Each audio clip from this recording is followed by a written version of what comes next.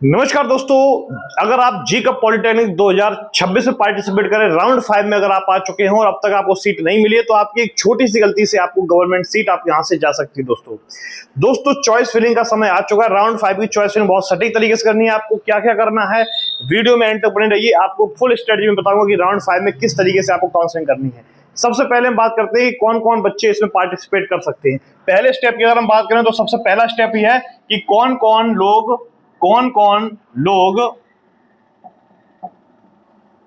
Participate कर सकता है।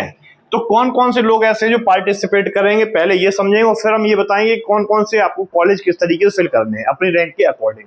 सबसे पहले हम बात करते हैं कि आप जो है कौन कौन बच्चे पार्टिसिपेट करेंगे, जिसमें सबसे पहला नंबर ये आता है कि जो बिल्कुल फ्रेश कैंडिडेट हैं, जिन्होंने अब तक काउंसलिंग पार्टिसिपेट नहीं किया है, ऐसे सभी बच्चे काउंसलिंग के लिए 5th राउंड में एलिजिबल हैं।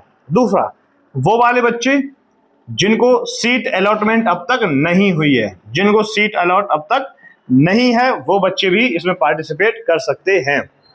तीसरा, वो बच्चे भी इसमें पार्टिसिपेट करेंगे जिन्होंने फ्लॉट कराया है, वो बच्चे भी पार्टिसिपेट कर सकते हैं। सीट अलॉटमेंट जिसको नहीं हुआ है वो भी, और फ्रेश कैंडिडेट जो है वो भी इसमें पार्टिसिपेट कर सकते हैं। या कुछ ऐसे बच्चे भी इसमें पार्टिसिपेट करें जिनका अभी तक एडमिशन कंप्लीट नहीं हुआ है,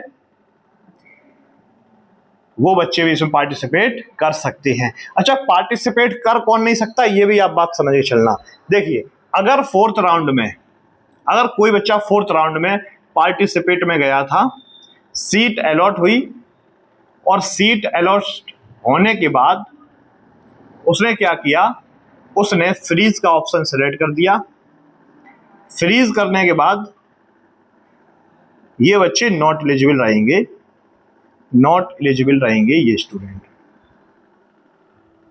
ये बच्चे नॉट एलिजिबल रहेंगे जिनको सीट अलॉट हो गई 4th राउंड में।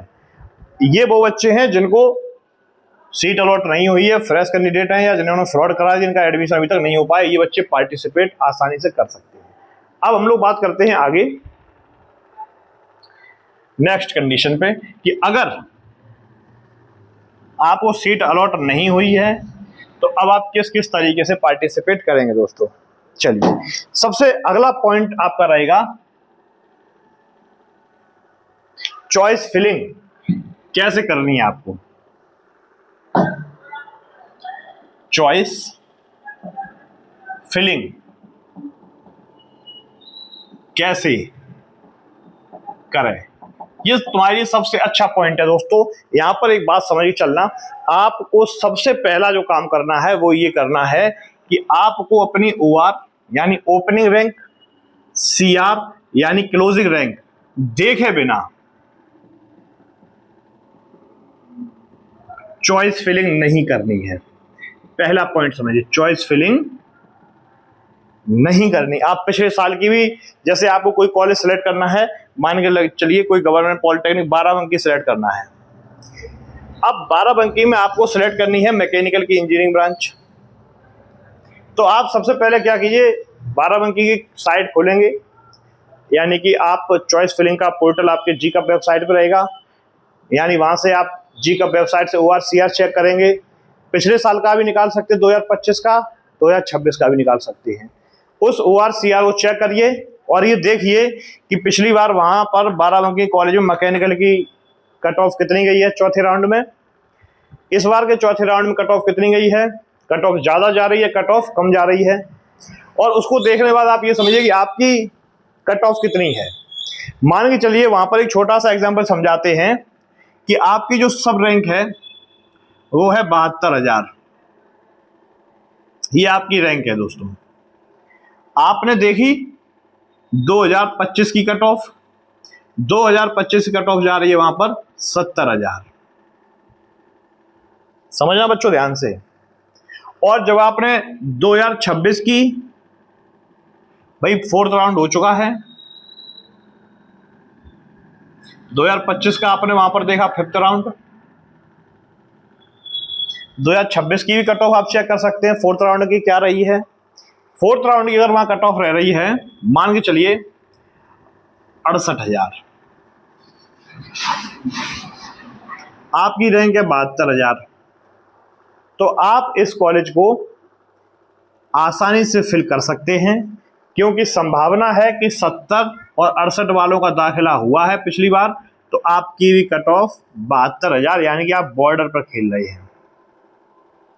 इस कंडीशन पे आपको ऐसे कॉलेज को भर देना चाहिए, यानी कि बिना ORCR का एनालिसिस किए बिना अगर आप चॉइस फिलिंग कर रहे हैं तो ये आपकी सबसे बड़ी बेवकूफ़ी होगी, और यहाँ पर आपको नुकसान उठ सकता है कि आपने केवल बिना ORCR देखे ही कॉलेज को फिल कर दिया। ये बहुत अच्छी स्टडी बता रहे हैं। दूसरा कौन सी गलती आपको, क्या क्या गलती, बहुत सारी गलतियां हो जाती हैं। अच्छा, अगली चीज देखते हैं कि हम लोग चॉइस फिलिंग में और क्या चीज देखनी चाहिए। ये तो बता दिया ORCR को देखना ही देखना है। चलिए देखिए दोस्तों, अगली एक चीज और करते हैं। कुछ स्टूडेंट सिर्फ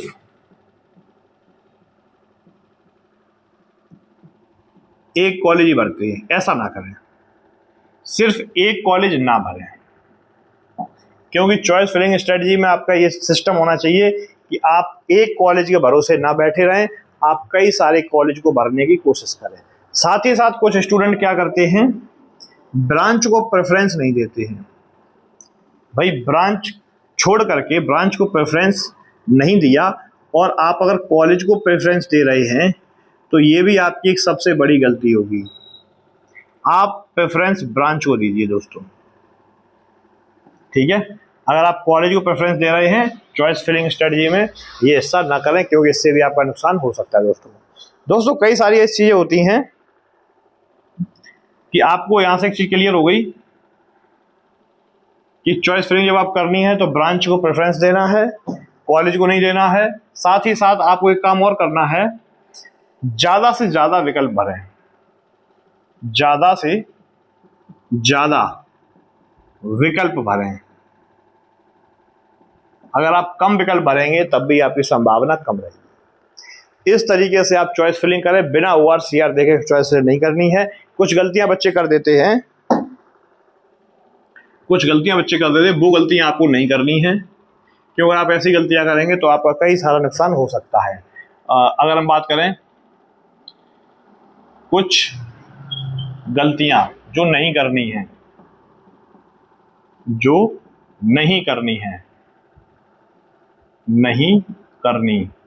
वो कौन कौन सी गलतियां हैं।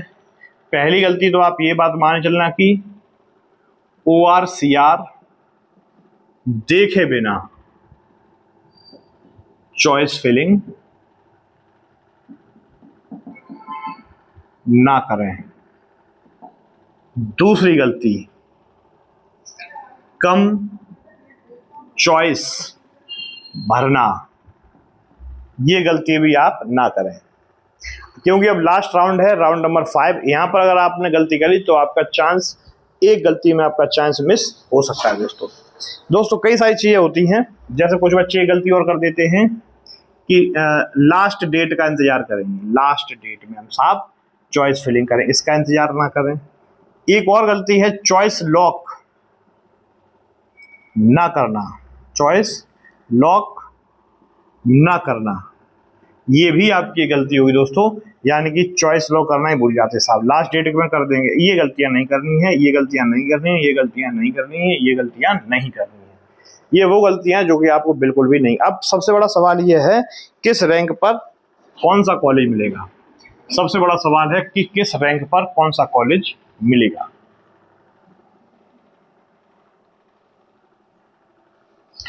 किस रैंक पर कौन सा कॉलेज मिलेगा, किस रैंक पर कौन सा कॉलेज मिलेगा। देखिए दोस्तों, ये पॉइंट आपके लिए बहुत खास होने वाला है। अब सबसे बड़ी समस्या क्या होती है स्टूडेंट की, कई सारी समस्याएं हैं, अकेला कॉलेज उनकी समस्या नहीं। कुछ लोगों को अपने घर के पास चाहिए, कुछ लोगों को सिर्फ टॉप कॉलेज चाहिए। इस प्रकार से अगर आप कर रहे हैं तो आपकी समस्याएं थोड़ी ज़्यादा बड़ी हो जाएंगी। अगर मैं बात करूं कि आपको चॉइस फिलिंग राउंड 5 में कैसे करनी चाहिए, तो इसको 3 भागों में बांटो। एक वो कॉलेज बांटो जिनकी रैंक आपकी रैंक से ज़्यादा हाई जाती है, यानी कि हाई का मतलब मैं आपको समझाऊं कि आपसे कम रैंक, जैसे किसी की, मान चलिए एक छोटा सा एग्जाम्पल समझाते हैं कि आपकी रैंक है 70,000, ठीक है।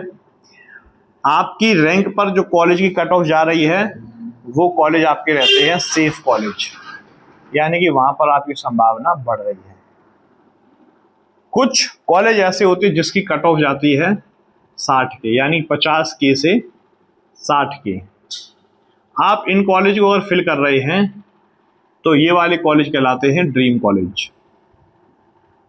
यहां पर आपका सपना रहता है जाने का। और कुछ कॉलेज ऐसे होते हैं जिनकी कट ऑफ 80,000 से लेकर के 90,000 जा रही है। ऐसे कॉलेज को कहते हैं बैकअप कॉलेज। बात को समझ चलना अच्छी तरीके से। आपको जो फॉर्मूला अपनाना चाहिए वो DSB का अपनाना चाहिए। Dream college, safe college, backup college. ये ORCR देख करके आप पता कर सकते हैं। ये ORCR देख करके आप पता कर सकते हैं। क्या देखकर पता कर सकते हैं? ORCR देख करके आप आसानी से पता कर सकते हैं। ये तरीका है कि किस रैंक पर आपको कौन सी कॉलेज मिल सकता है।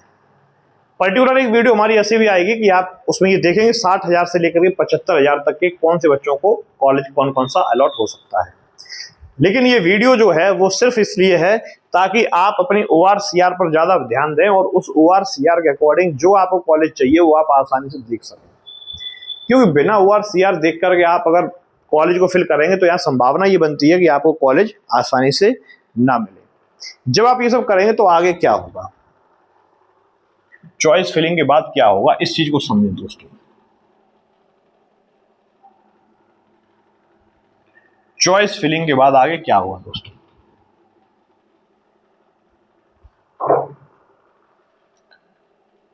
चॉइस फिलिंग के बाद क्या होगा दोस्तों? देखिए, सबसे पहले क्या आएगा, जैसे चॉइस फिलिंग करेंगे, चॉइस फिलिंग के बाद आप अपना सिस्टम लॉक कर देंगे। लॉक करने के बाद आपका रिजल्ट आएगा एक दिन बाद। सबसे पहले आप क्या करेंगे, सीट अलॉटमेंट लेटर चेक करेंगे। सीट अलॉटमेंट लेटर चेक करेंगे। दूसरे नंबर पर आपका ऑटोमेटिक फ्रीज मिलेगा दोस्तों यहाँ पर, यानी फ्लॉट का ऑप्शन नहीं होगा, डायरेक्ट फ्रीज हो जाएंगे आप। इसके बाद आप अपना 3250 रुपये फीस कटाएंगे। जैसे ही आप 3250 की फी स्लिप कटवाएंगे तो वैसे ही आपका डाउनलोड हो जाएगा प्रोविजनल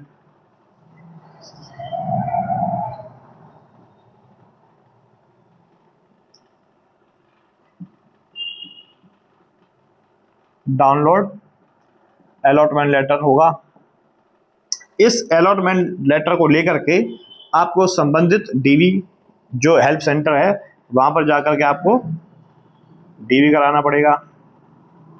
DV के बाद जो आपको अलॉटेड कॉलेज हुआ है उस अलॉटेड कॉलेज पे जाकर के आपको एक बार फिर से DV प्लस में 7,000 रुपये आपको जमा करनी है, प्लस हॉस्टल फीस अगर लग रही है तो हॉस्टल फीस भी आप जमा करेंगे और आपका एडमिशन कंफर्म हो जाएगा।